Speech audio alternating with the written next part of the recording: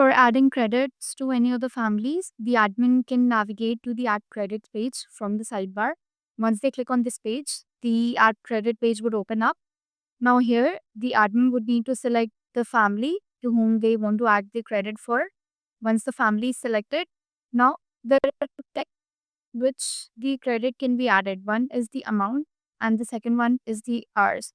So the admin can also enter the number of hours, then select a service. So here, if the admin wants to add the amount, they'll enter the amount they would want to add to this particular family.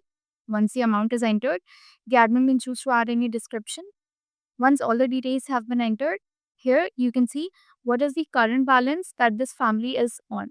It's 102. So $102 is what the family currently has.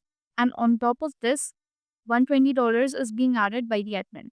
So once the admin clicks on submit, you can see that the credits worth $120 have been added to this particular farm. Now, in case the admin would like to check how much credit balance does this family have, they can see from here the current balance is mentioned, and also they can navigate to the families page from the sidebar. There will be a table, and in this table, all the families who are part of the organization are listed. So the admin can select the name of the family. Once they've selected the name, they would be taken to this page. Here, all the details, basically the defaults which have been set for this family would appear here.